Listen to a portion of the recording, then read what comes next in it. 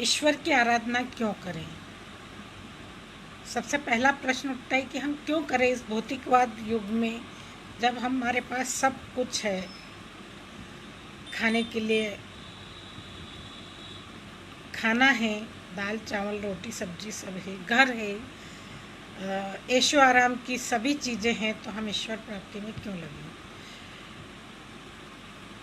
तो यहाँ मैं कहना चाहूँगी कि 84 लाख योनि में जो ईश्वर ने हमें दी है, उसमें से हम कीर्ति सिंह जी का, कोमोद दुबे जी आपका मैं बहुत बहुत धन्यवाद करती हूँ। 84 लाख योनि में ईश्वर ने मनुष्य को एक ऐसी योनि दी है, मनुष्य योनि सर्वोत्तम योनि कहलाती है। उसमें हम अपना अच्छा बुरा मनुष्य का दिमाग दिया है, सोचने समझने की शक्ति दी है, अच्छे बुरे की पहचान करने की एक ताकत दी है, और वो हम करते हैं। पशु पक्षी भी कई बार देखने में आता है, जो हमारे आसपास हैं, वह भी भक्ति का कुछ स्वरूप कर पाते हैं। प्रभु भक्ति का कई बार देखने में हमें आता है ऐसा, और अच्छा लगता है। सुषमा व्यास जी आपका नमस्कार।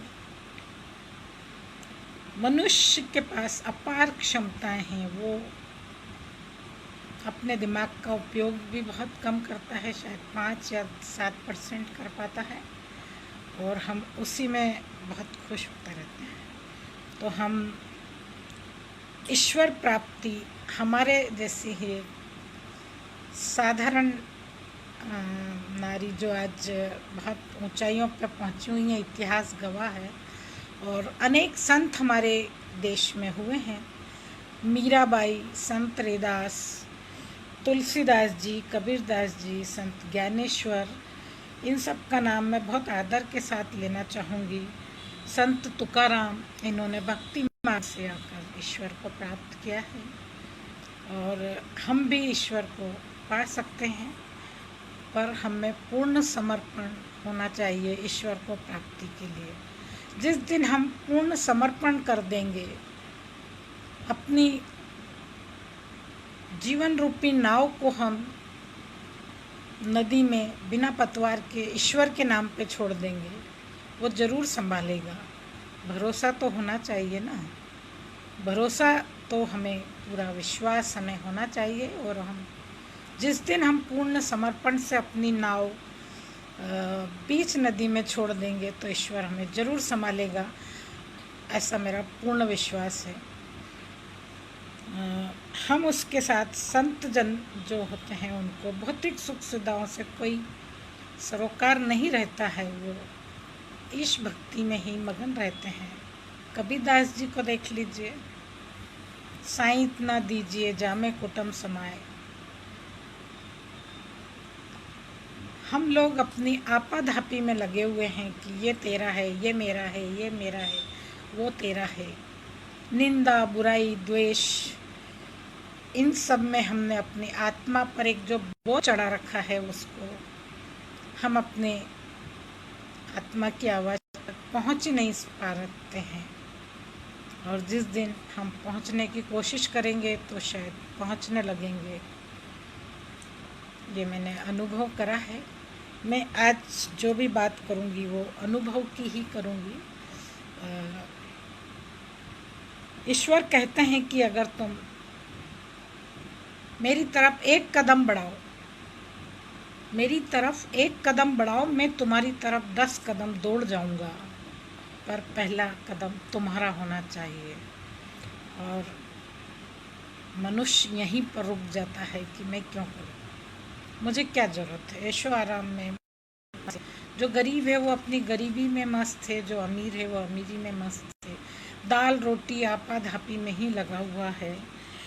परंतु पहल तुमको करनी पड़ेगी, ईश्वर कह रहे हैं, और वो भी निश्चल प्रेम से, निष्कपट मन से मेरे पास आओ। तुम एक कदम बढ़ाओ तो मैं तुम्हारी तरफ 10 कदम बढ़ाऊँगा। ये मेरी एक शर्त है, मेरा एक कहना है, मेरा एक वादा है। और ईश्वर करते हैं, आते हैं। अनिल कुलश्रेष्ठ जी, बहुत बहुत धन्यवाद आपका, नमस्कार आपको, बहुत बहुत और जिस दिन हम अपना पूर्ण समर्पण ईश्वर के प्रति निश्चल निष्प्रेम भाव से कर देते हैं, ईश्वर अपना स्वयं नहीं भी आ पाते हैं तो अपना प्रतिनिधि हमें ज़रूर भेजते हैं सही मार्ग दिखाने के लिए, चाहे वो सद्गुरु के रूप में हो, चाहे हम जब कष्ट में होते हैं, परेशानी में होते हैं, तो ईश्वर हमें अपने एक प्रतिनिधि को ज़रूर भेजते हैं हमारे पास, और हमारी मदद करके वो चला जाता है और हम उसको कई बार तो धन्यवाद नहीं कह पाते हैं, कई बार उसकी शक्ल नहीं देख पाते हैं, और वो हमारी पता नहीं किस रूप में मदद करके वो ईश्वर ही होते हैं।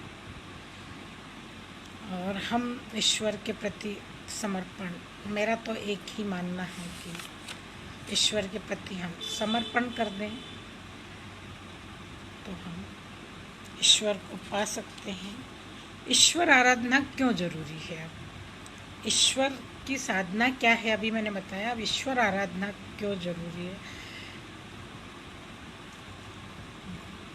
हमको ईश्वर ने जब सब कुछ दिया है, संसार दिया, एक सुंदर संसार दिया है, प्रकृति दी है, पेड़ पौधे, हरियाली, पर्वत, पहाड़, झरने, उसने बहुत ही सुंदरता से संसार को रच के फिर हमें इस संसार में भेजा है, तो किसी न किसी उद्देश्य के लिए भेजा है।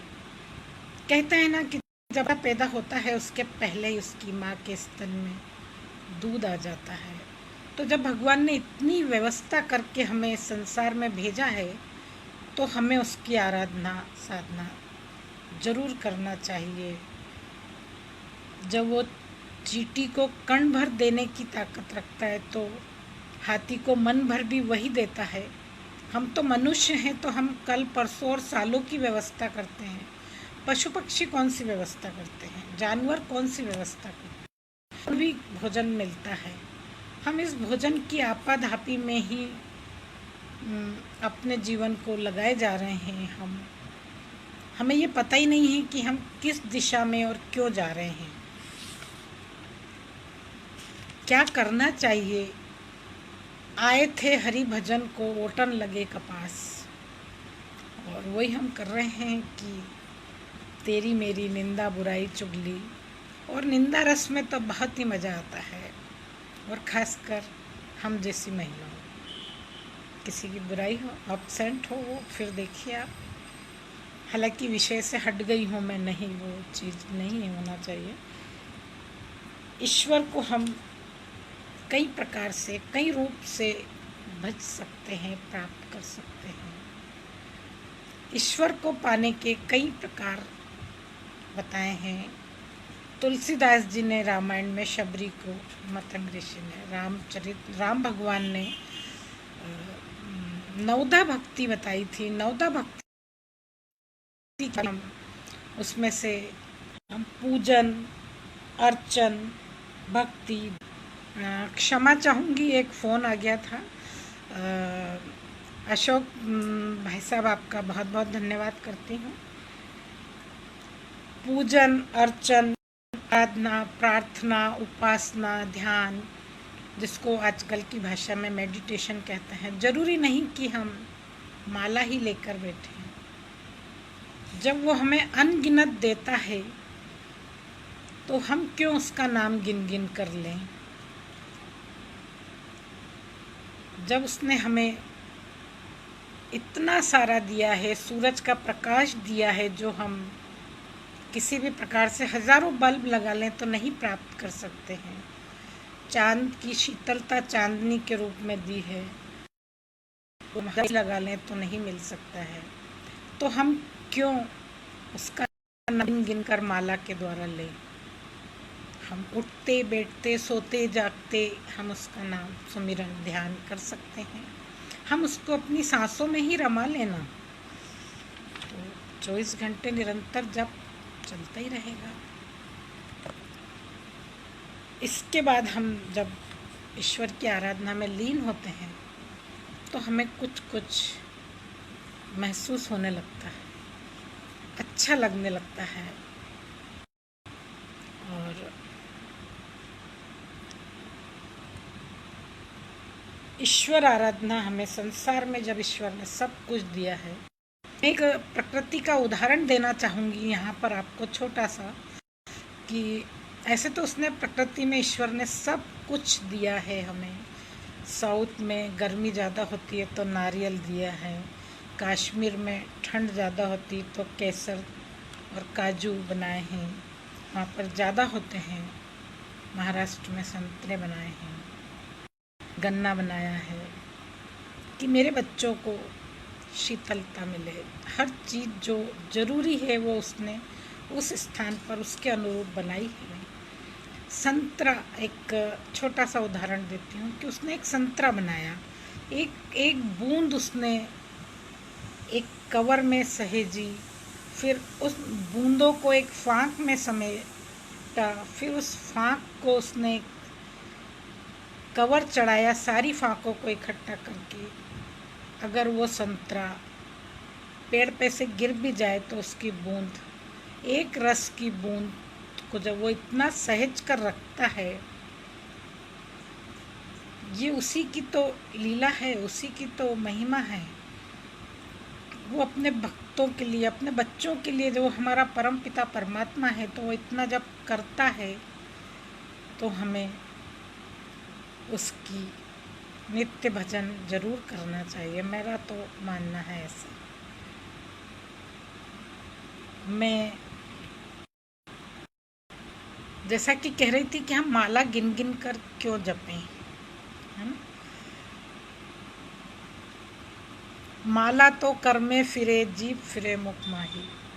ऐसी भी माला करने से क्या फ़ायदा, कि माला फेर रहे हैं और देखना दूध गर्म हो गया, देखना चाय इतनी उबल गई, ये हमारा ध्यान नहीं है।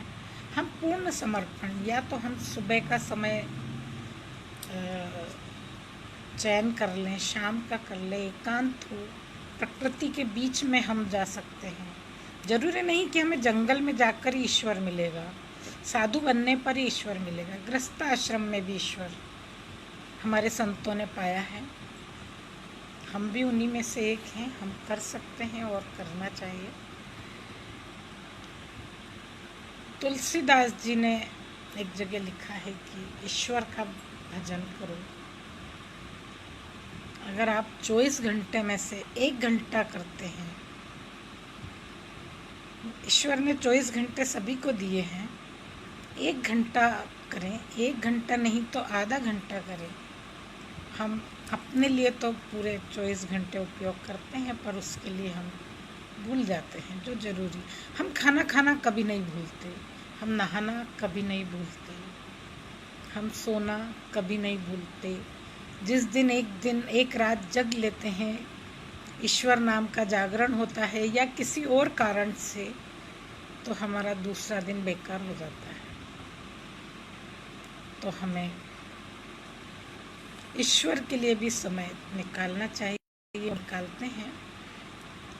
तुलसीदास जी कहते हैं कि जब परम पिता परमात्मा हमें अपार दे रहा है, अनगिनत दे रहा है, तो हम भी उसको एक घड़ी आधी में पुनियाद, एक घड़ी आधी में पुनियाद, तुलसी चर्चा राम की हरे कोटि अपराध। हम एक घड़ी नहीं जप सकते तो आधी घड़ी जपे, आधी घड़ी नहीं तो उसमें से भी आधी कर लें।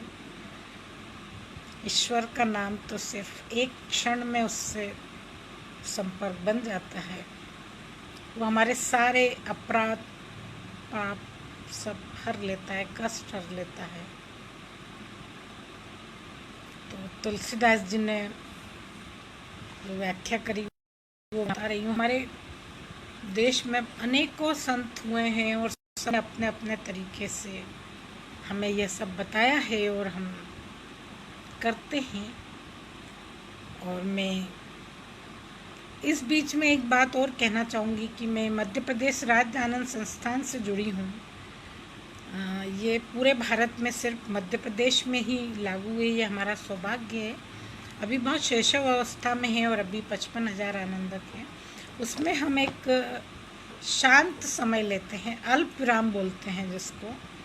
अल्प विराम यानी स्वयं से मुलाकात करते हैं। और जब हम स्वयं से मुलाकात करते हैं तो हमें ईश्वर की अनुभूति होने लगती है। एक दिन, एक महीने नहीं, ये अभ्यास और वैराग्य से होता है। सालों लगते हैं पर होता है। जब हम आँख बंद करते हैं तो हमारे ध्यान में बैठते हैं, और जैसे ही हम आँख बंद करते हैं बहुत सारी चीज़ें, पुरानी यादें जो हमने कभी सोचा ही नहीं, सब आने लगती हैं। आपके साथ भी अक्सर ऐसा होता होगा।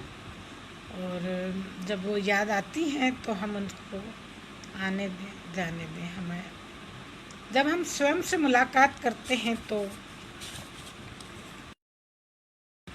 चित्र बनाया है, शायद आपको दिखेगा, अल्प विराम का। शायद मेरे पास वैसा, जैसा कि मैंने एक ये चित्र बनाया है। मेरी आवाज़ आ रही हो तो आप बताएं। ये चित्र, यहाँ पर मैं हूँ, बुद्धि है, मन है, फिर संसार है। इस तरह से हम जब, मेरी आवाज़ आप तक पहुँच रही हो अगर तो आप मुझे बताएं। अभी समय है और मैं बात कर रही हूँ। कोई मुझे संकेत दे कि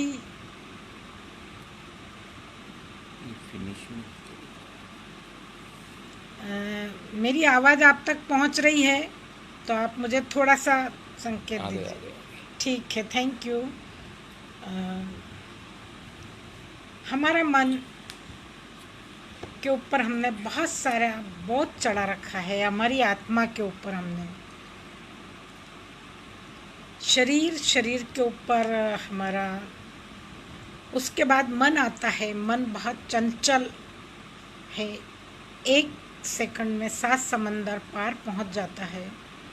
गीता में जब कृष्ण भगवान अर्जुन को उपदेश देते हैं तो अर्जुन कहता है कि हे प्रभु, मैं सूर्य की गति को रोक सकता हूँ कुछ समय के लिए, वायु के वेग को रोक सकता हूँ, पर मैं मन की गति को नहीं रोक पा रहा हूँ।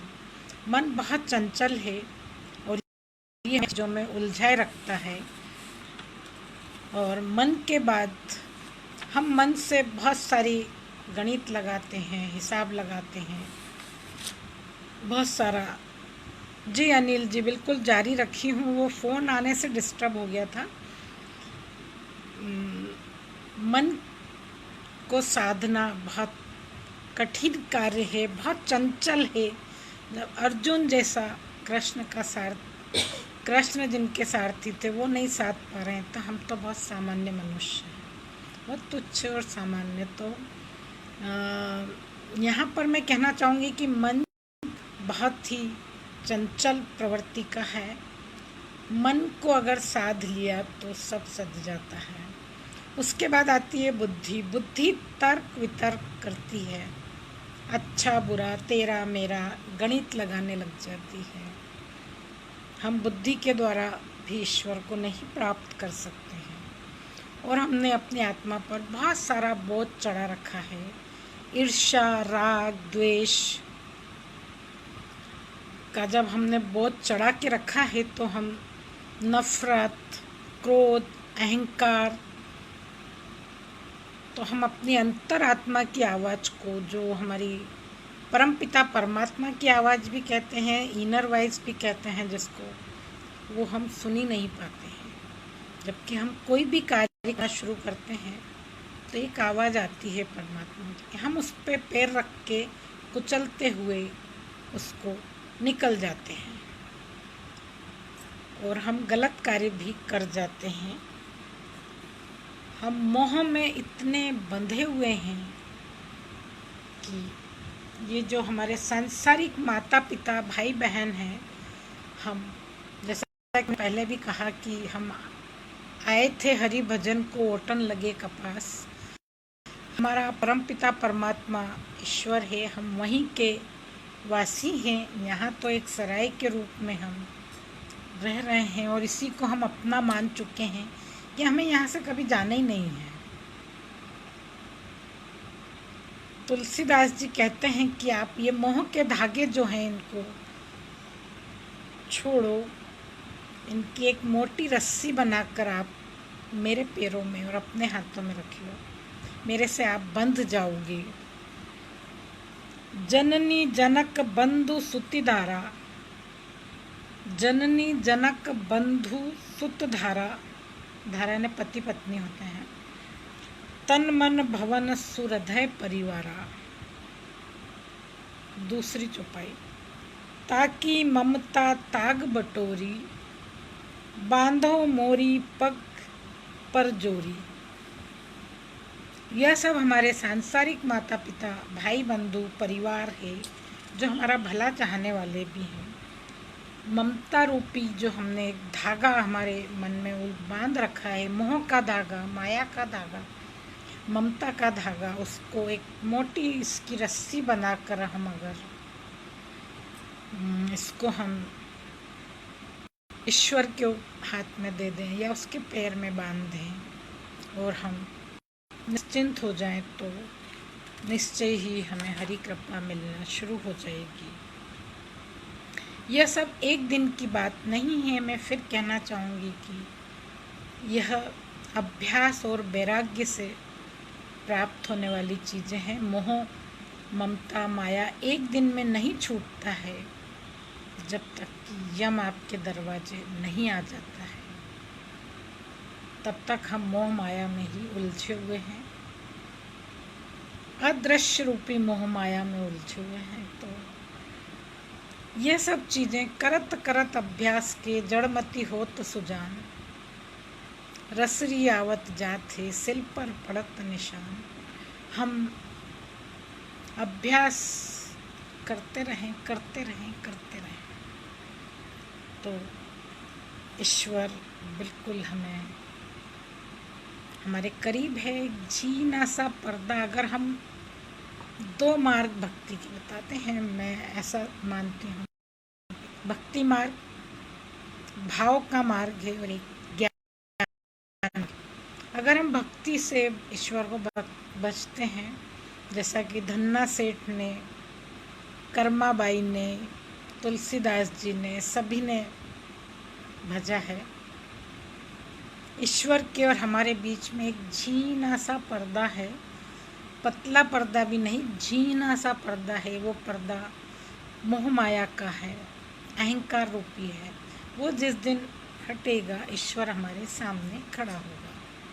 पर हम उस पर्दे को हटाना ही नहीं चाहते हैं ना। हम चाहते हैं इसी संसार में लिप्त रहते हैं। बिल्कुल लिप्त रहिए आप, पर इस दलदल में, कीचड़ रूपी दलदल में हम फंसे हैं मोह माया के रूप में। पर हम थोड़ा सा ऊपर उठकर दलदल से, उसी में हम कमल रूपी फूल के रूप में भी तो खिल सकते हैं। और जिस दिन हम कमल रूपी फूल के रूप में खिलेंगे, ईश्वर, मुझे लगता है कि मैं हमारे साइड में, बगल में खड़ा मिलता है हमें। संसार रूपी दलदल तो है ही। मैं कहना चाहूँगी संसार में कि बुरा जो देखन में चला, बुरा न मिलिया को। बुरा जो देखन में चला, बुरा न मिलिया को। जो दिल खोजा अपना, मुझसे बुरा न कोय कबीरा, मुझसे बुरा न कोय। इस संसार में हम जब एक उंगली दूसरे की तरफ करते हैं, तो यूं हाथ हो, हमें दूसरों की बुराई देखने की बहुत आदत होती है, बहुत ज़्यादा। कुछ हुआ, हम दूसरों पे मरने में बहुत माहिर हैं। 3 उंगली हमारी तरफ भी आती है, और जब वो भी हम नहीं देखते हैं, तो हम ईश्वर के ऊपर ढोलने में तो बहुत एक्सपर्ट हैं, बहुत माहिर हैं, बहुत समझदार हैं। ईश्वर ने करा है जो करा है। तो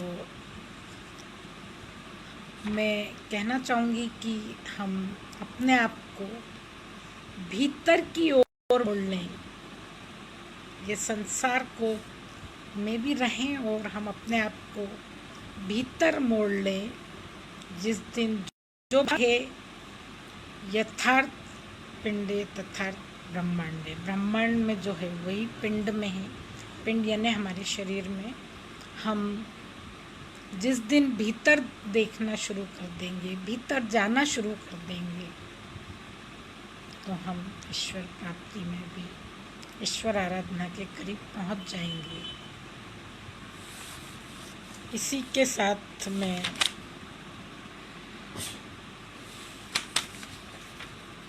कहना चाहूँगी कि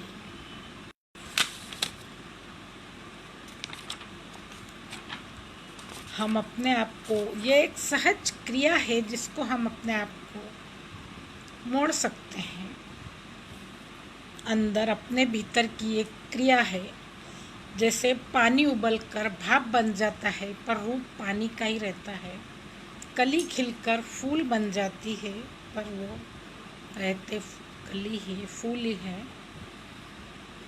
उसी प्रकार चिड़िया पंख लगाकर आसमान में उड़ जाती है। उसी प्रकार हम अपने आप को भीतर की ओर ले जा सकते हैं। भीतर से मेरा मतलब है अंदर की ओर हम झांकना शुरू करें, अपने अंतर मन की में झांकें और हमें एक न एक दिन, ये मेरा अनुभव कहता है कि हमें आवाज़ ज़रूर सुनाई देगी, ज़रूर ईश्वर की आवाज़। और मैं अपना जब मैं मौन में जाती हूँ, मौन बहुत बहुत बड़ी साधना है। और मैं एक छोटी सी, समय तो हो चुका है पर मैं एक परमिशन लूँगी मीनू जी से, आप सभी से, कि एक मौन के ऊपर एक अपनी छोटी सी रचना प्रस्तुत कर सकती हूँ क्या? अगर आपकी इजाज़त हो तो मैं प्रस्तुत करती हूँ। ईश्वर के ऊपर तो हरि अनंता, हरि कथा अनंता, शायद रात दिन कम पड़ जाए बोलने में। आप मुझे इजाज़त दीजिए, मैं कविता पढ़ के अपना, मौन एक साधना है और मौन एक ध्यान है। मौन मैं एक रचना बोल के, आज मेरा फ़ोन बार बार डिस्टर्ब कर रहा है। मैं शायद ईश्वर के ऊपर कुछ ज़्यादा ही विश्वास रखती हूँ, बोलती हूँ। और ये सब मैंने आपको अपने अनुभव की चीज़ें बताई हैं, मैंने अनुभव करा है।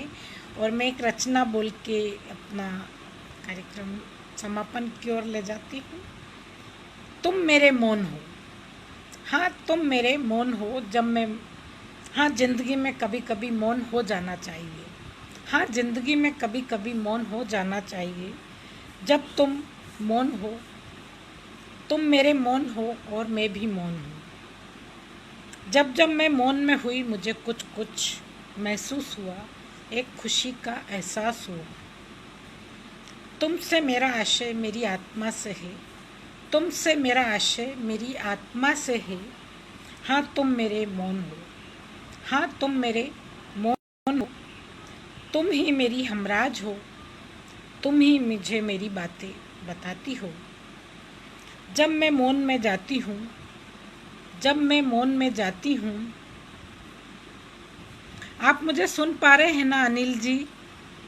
आप मुझे दिख रहे हैं? एक संकेत दे दीजिए आप मुझे कि आप मुझे सुन पा रहे हैं। आज फ़ोन बार बार डिस्कनेक्ट हो रहा था तो मैं समझ नहीं पा रही हूँ, बोले जा रही हूँ।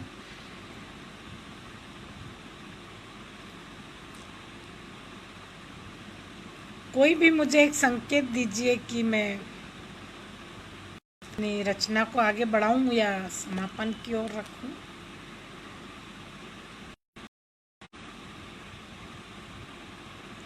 मुझे संकेत नहीं मिल रहा है।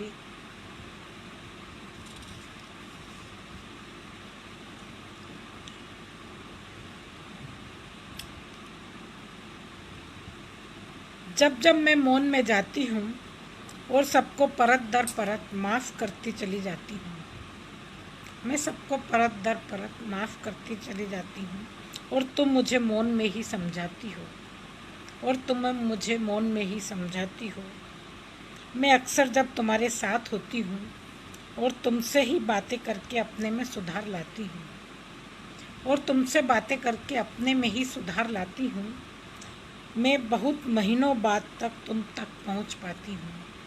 मैं बहुत महीनों बाद तक तुम तक पहुँच पाती हूँ, क्योंकि मैंने पहले ही अपनी आत्मा को बहुत बोझिल कर रखा है। मैंने तुमको बहुत बोझिल कर रखा है, बोझ तले दबा रखा है, अहंकार, ईर्ष्या, क्रोध, घृणा, नफरत से। अब जब धीरे धीरे सब हट रहा है, अब जब धीरे धीरे सब हट रहा है, तो ऐसा लगता है कि कोई आवाज़ दे रहा है, तो ऐसा लगता है कि कोई आवाज़ दे रहा है। सोचती हूँ कि आवाज़ कौन दे रहा है, सोचती हूँ कि ये आवाज़ कौन दे रहा है। अगले ही पल समझ जाती हूँ कि मेरा मौन मुझे आवाज़ दे रहा है। अगले ही पल समझ जाती हूँ कि मेरा मौन मुझे आवाज़ दे रहा है। मैं सुनकर आत्मा की आवाज़ को, मैं सुनकर आत्मा की आवाज़ को बदल रही हूँ, अपने आप को बदल रही हूँ, अपने आप को। कहना तो बहुत कुछ चाहती थी, पर आज कुछ फ़ोन ने भी डिस्टर्ब करा, और कुछ जैसा कि कहते हैं कि हरि अनंता, हरि कथा अनंता, इसकी जितनी भी चर्चा की जाए मुझे तो लगता है कि कम ही होगी। और शायद 2 रातें 3 रातें भी कम पड़ जाएंगी जब हम 2 लोग सत्य की बातें करते हैं, ईश्वर की बात करते हैं, तो हम सत्संग करते हैं, और वो सत्संग ईश्वर का होता है। हमें किसी की बुराई, ईर्ष्या, द्वेष, नफरत, हम सबको माफ़ करते चलें। अगर गलती हो गई तो माफ़ी भी मांगते चलें साथ में। हमारी आत्मा का बोझ हट जाएगा। अहंकार किस बात का, क्यों, कैसे? जब हम आए थे तब 2.5 किलो के थे, जाएंगे उस दिन भी हम 2.5 किलो की एक मटकी में बंद हो जाएंगे। बीच का जो सफ़र है वो हमें इस जन्म में दूसरों की सेवा में, मानव सेवा में, जो हमने प्रकृति से लिया है उसे देने में, अगर हम जीवन लगा देते हैं तो जीवन सार्थक होता है। ईश हमारे, मुझे तो महसूस हुआ है, कई बार महसूस हुआ है जब मैंने अपनी अंतरात्मा की आवाज़ को सुना है, तो कि वो मेरे बगल में खड़ा है और मुझे निर्देश दे रहा है कि नीलू तुम ये करो या नहीं करो। और मैं अब मुझ तक आत्मा की आवाज़ कभी कभी एक क्षण के लिए आ जाती है, क्योंकि मैं परत दर परत अपनी आत्मा के बोझ को हटाने की कोशिश कर रही हूँ। आप सब ने मुझे इतने ध्यान से सुना, आप सब ने मुझे आशीर्वाद दिया, शुभकामनाएं दी, उसके लिए मैं आप सभी का धन्यवाद करती हूँ। और जब भी मुझे मौका मिलेगा ईश्वर के ऊपर बोलने का, शायद फिर से कहूँगी कि हरि अनंता, हरि कथा अनंता। जब मैं था हरि नाही, अब हरि है मैं नाही। जब मैं था हरि नाही, अब मैं हूँ हरि नाही। प्रेम गली अति सागरी, जा में दो न समाए कबीरा, जा में दो न समाए। धन्यवाद।